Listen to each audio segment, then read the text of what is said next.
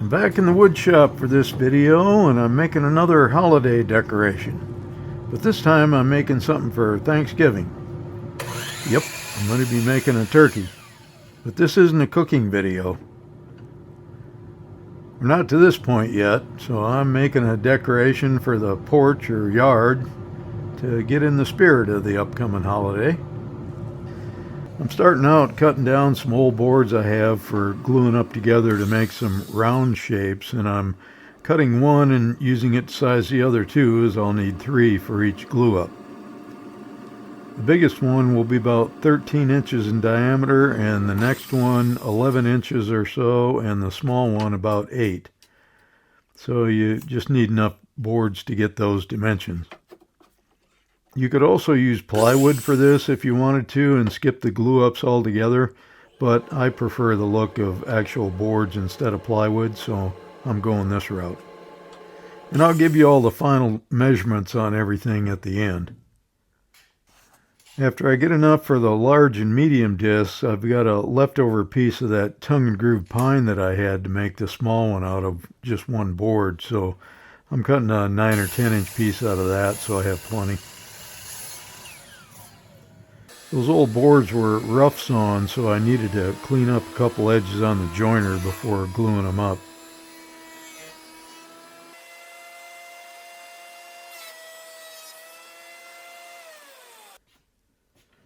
I'm ready to get those glued up, and I'm using a piece of wax paper underneath to keep the glue squeeze out from getting on the clamps or dripping on the bench.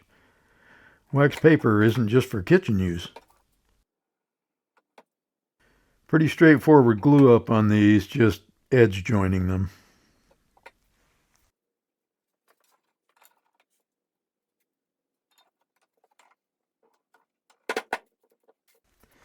With the medium one done, I move on to the large one and do the same thing again.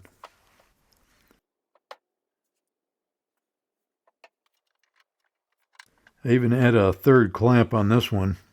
Probably not at all necessary, but can't hurt. For the small one, I looked around for something about the right size and spied my pot I use for making my wax oil. Yep, that'll do. I traced around it, and this one ended up to be about 8 1/4 inches or so. Then it was on to the bandsaw to cut it out, and you guys know you can use a jigsaw for this operation if you don't have a bandsaw, but the bandsaw is much faster and easier to use. If you don't have one, I'd plan on getting one at some point. It's a tool you'll get a lot of use out of doing woodworking projects.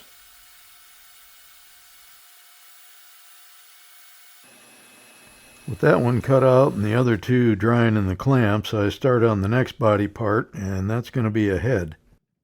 I just freehand what I think will be a good shape with my very limited drawing skills.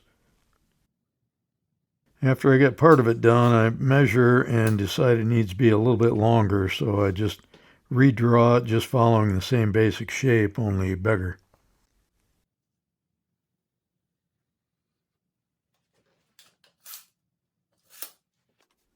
Once I'm satisfied with the size, I draw a center line with a straight edge from top to bottom.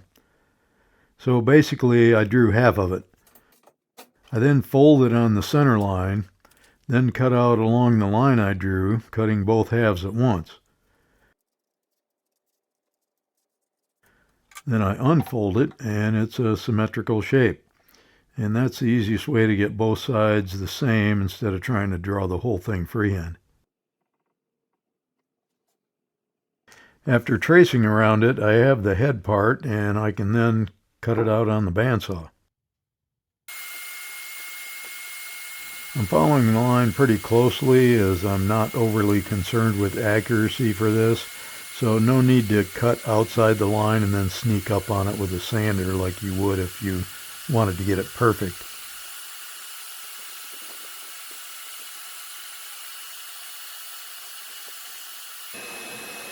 And there that is.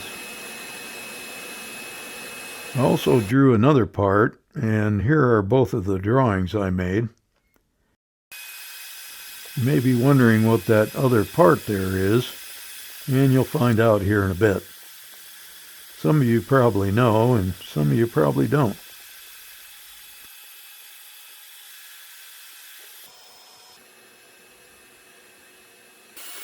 Anyway, on to the next thing. I freehand drew some feet for this bird, and I'm cutting those out. Well, actually, I just drew one onto the board, and I'm cutting it out. Then I'll use that one to trace around and cut the other one, so they'll be the same.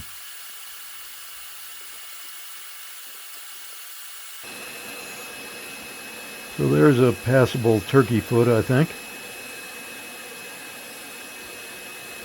And there's both ready to hold up a turkey. The next day, the glue-ups were good and dry, so out of the clamps they come. That wax paper works like a charm, and comes right off.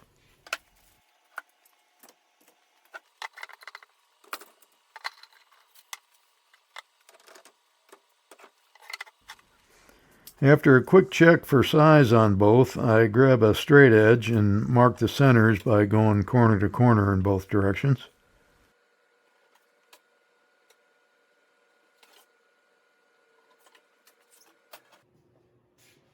Then I'm going to mark the circles using the old stick method as a compass. I picked out a good stick and figured out the right radius for the maximum diameter I could get out of the biggest one. Then carefully marked out the stick, drilled the pivot hole and the marking hole.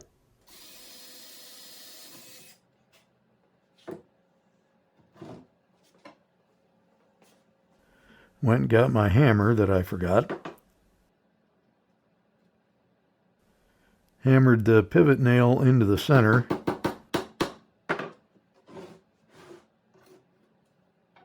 Inserted my pencil, and the stick is too thick and I just don't have enough lead in my pencil to reach all the way through. That's what she said. So the easiest way to fix that is make the stick thinner. So with the modified stick, now the pencil will reach the target and I get it all marked out. Same routine on the next one. Same stick, but a smaller diameter, so I need to measure for that and drill a new hole. And no pencil lead length deficiencies this time. You guessed it, bandsaw again. See, I told you how much you'd use that if you had one.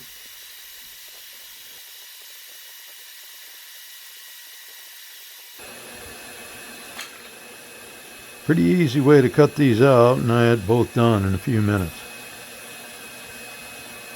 Just in case anybody out there that's not familiar with this stuff is wondering, I dropped these pieces on the floor after I cut them off the circle, and they broke. But if you're wondering about the strength of glue joints, there's one glue joint right there, and there's the other one right there. The wood itself broke. Same way with the other piece. There's a glue joint. There's a glue joint. But the wood itself actually broke. You can see there. So glue's pretty strong. Same way with the other one. I broke this one, the smaller one, myself. And again, it broke the wood, not the glue joints. I cleaned up both discs a little on the sander, mainly to just take down some high spots and even them out a little bit. Okay, so we got most of our pieces cut out at this point, but what we need to do, this piece and the smallest circle, they need to mate up. So what I'm going to do is just mark a radius on here so they can roughly match. And go cut that out at the bandsaw. A quick and easy cut on the bandsaw. Okay, so there we go. That will do. That's close enough. Anywhere in there. That's pretty good. Now I'm just going to put the main body pieces together so I can check the proportions and line things up to see how it all looks so far.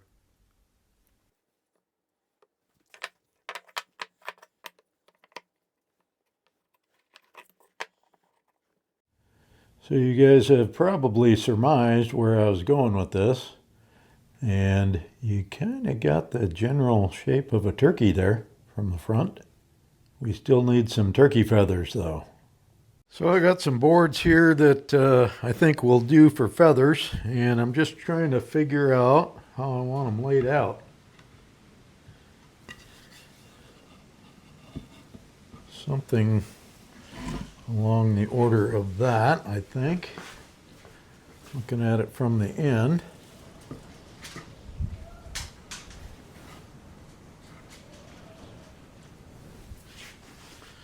Probably need a couple more.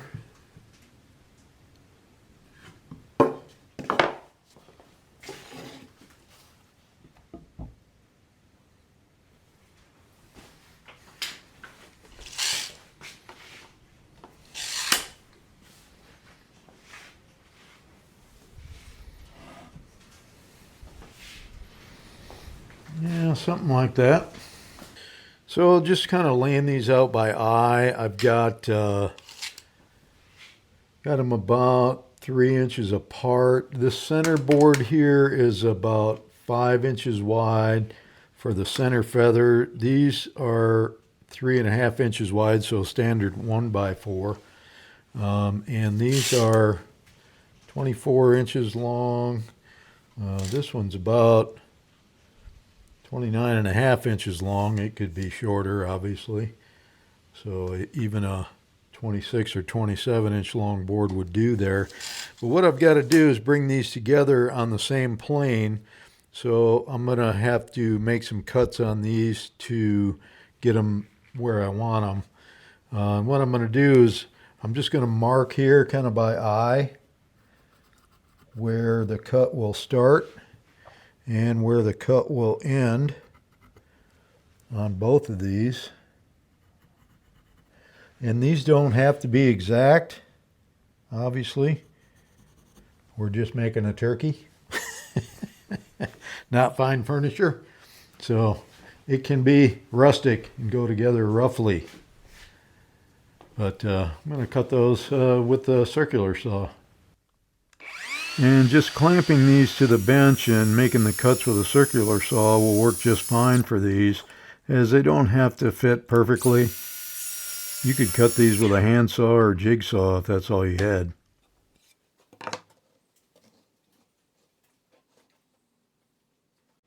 So that's kind of the idea. And I need to do that a couple more times. Just kind of guesstimating and going by eye on this thing to figure out where and how to put these feathers, and seeing where I want things to land. There's no right or wrong on this. I think that'll work. So I do the same thing for the next pair of boards or feathers. Get them where I want them, and then marking and cutting. Except this time I just mark the one, cut it, and then use it to mark the other one.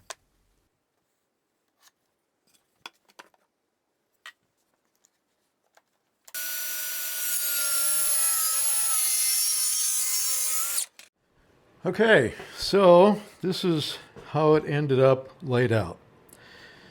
And this goes on here, right at that mark. It's going to be the turkey's body. There's the turkey feathers. And I'll give you as much information as I can here about measurements. So we'll start out in the center. And the way I laid this out is I laid out this board centered on the bench and square with it, and then went from there.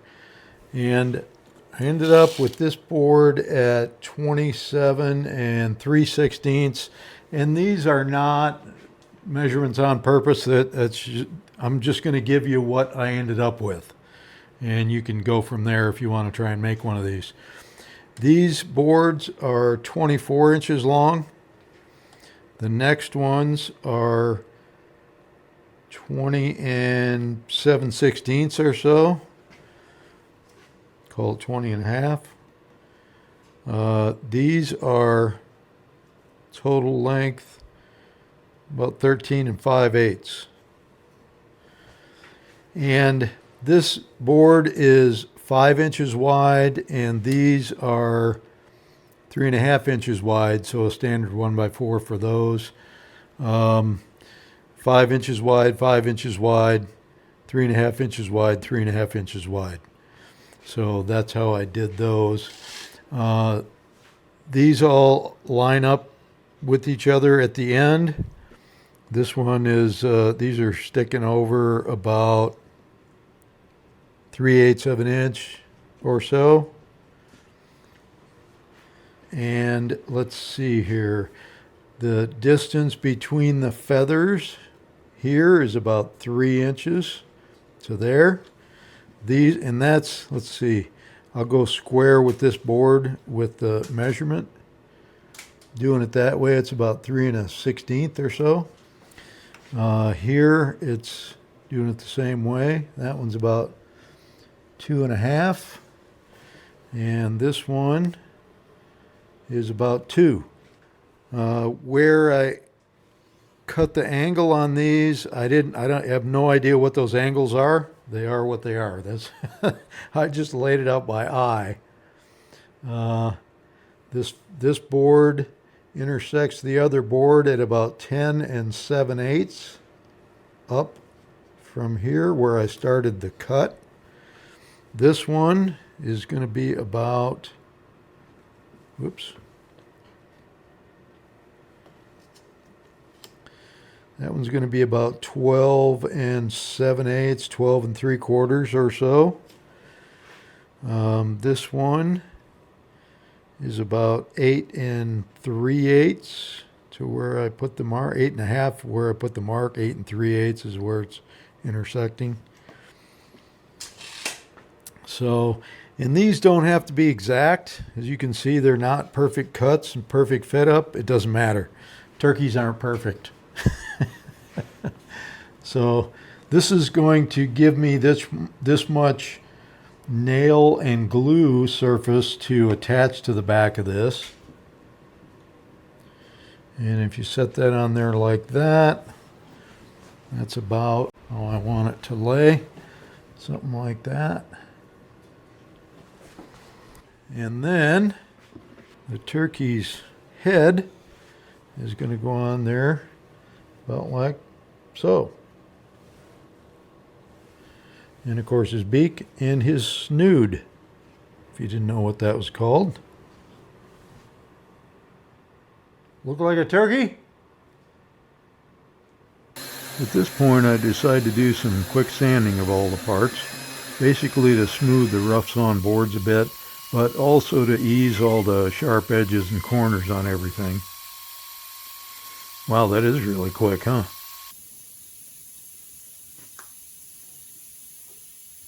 With everything sanded, we can start on the glue up. I start out putting a little glue on the joints where the feather boards meet, but I'll also get glue on the faces of those boards where they'll meet the large disc and shoot some brad nails into them. So I'm not going to bother trying to clamp any of this together.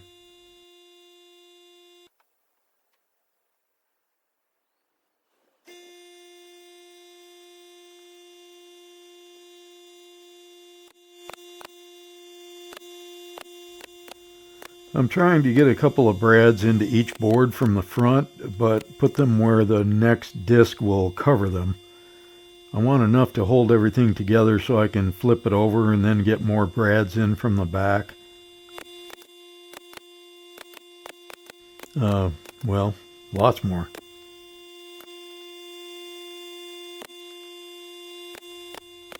That ain't going anywhere. Then the next disc gets glued and nailed on, and this is just centered up left and right by eye, and the bottom edge is just barely above the previous one a little bit. No hard and fast rule there. That's just how I thought it looked best. Then the small disc goes on the front, and no way to hide the nails on this one, but no big deal really. They're pretty small, and you could even use a pin nailer if you had one, or just clamp it and wait for the glue to dry if you're concerned about the nails showing.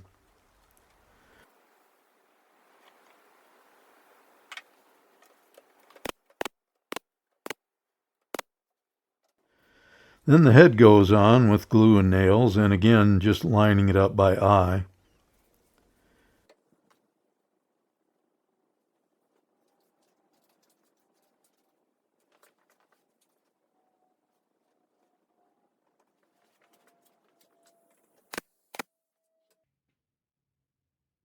And of course we have the beak and snood to put on.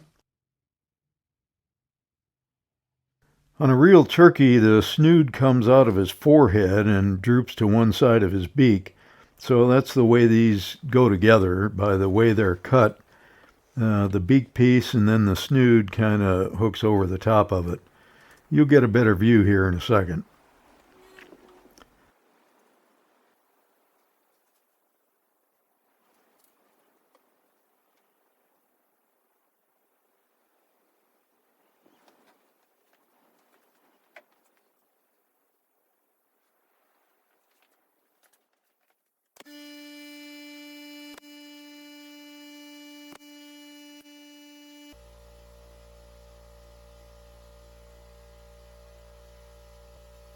So there's the basic turkey, but we'll still have to give him some legs. I wanted the legs to be fairly stout, so I had a piece of 2x board that I had that was a ripped offcut that was the 1.5 inches wide by about 1.25 inches the other way, and that's what I used. And those pieces are 12 inches long. I figured it would make it a little more sturdy, even though in reality I'll probably tie it to something on the porch anyway, so it doesn't blow over in the wind. I'm pretty much just centering them up on the feet by eye, putting some glue on there and flipping them over to get a couple brads in. Once the glue dries, I'll put a screw in each one from the bottom. Then for attaching them to the body, I'm clamping my straight edge to the center feather board, lined up with the edge, then placing the leg against that so the inner edge of the leg is lined up with the outer edge of the center feather board, if that makes any sense.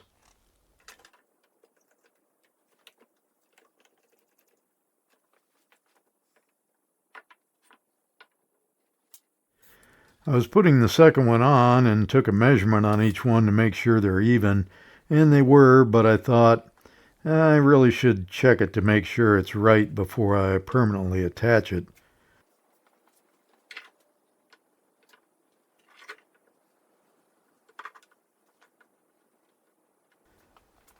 So I clamped it on tight and then set the turkey on the floor to take a look. Once I made sure he was standing straight on his own 2 feet, I put it back up on the bench and glued and nailed that one on also.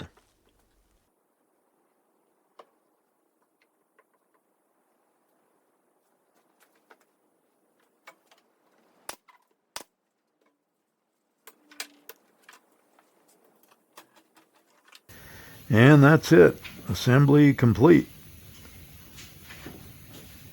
Here's what it looks like.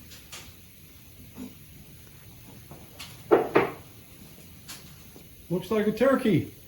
And here are the final dimensions. You can pause and take a screenshot of that with your computer if you want to, or just take a snapshot of your TV screen with your phone. So there it is. What would you say? Was this a fowl project? Well, not that bad, but it was a real turkey. So what do you think? Should I leave it natural like that or paint it? I could paint the feet and legs kind of a yellowish or orange. Paint the snood red, the beak yellow. Put some eyes on there. Maybe even dog ear the boards like fence pickets. And speaking of that, you could build this out of fence pickets. I used just what I had laying around, all one by, but you could use fence pickets for this, or even pallet lumber for that matter. So I don't know, I'm undecided whether I should leave it natural and just spray it with clear coat, or put some paint on it or stain. What do you think? Might have to find out next time. See ya.